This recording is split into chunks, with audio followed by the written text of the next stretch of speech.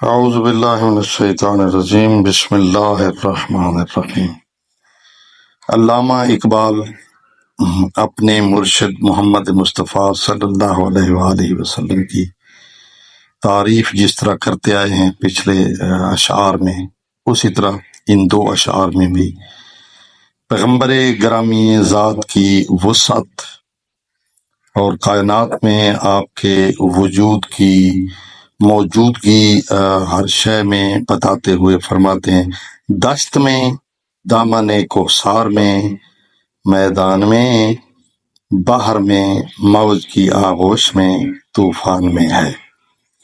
دامن کوثر پہاڑ کی وادی، مطلب یہ ہے دشت کہتے ہیں صحرا کو، جنگل کو، ٹھیک ہے، بحر کہتے ہیں سمندر کو، موج کہتے ہیں لہر کو، آغوش کہتے ہیں جھولی، ٹھیک ہے، اور طوفان میں ہے۔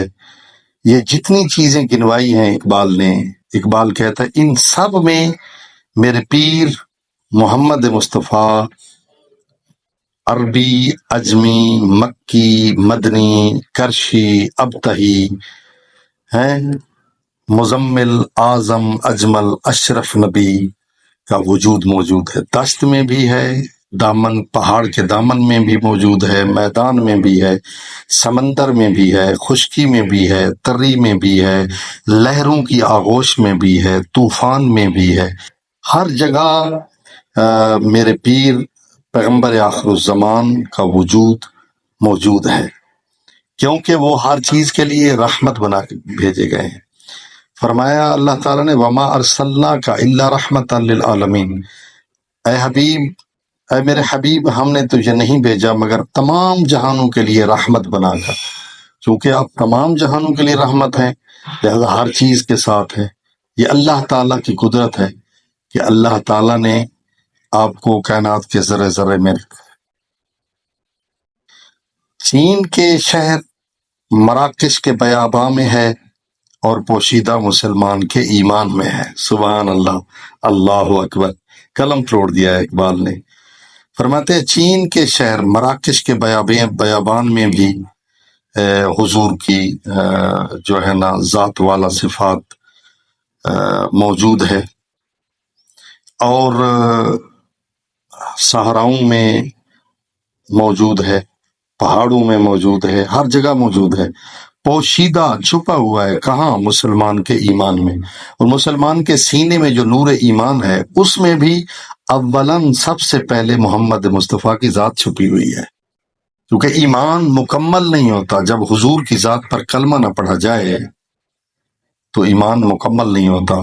اس لیے فرمایا ایمان میں، مسلمان کے ایمان میں بھی حضور ہے، چین میں بھی موجود ہے، اس کے پہاڑوں میں، اس کے صحراؤں میں، اس کے جنگلوں میں، مراکش میں، سب جگہ جو ہے حضور کی ذات کا وجود موجود ہے۔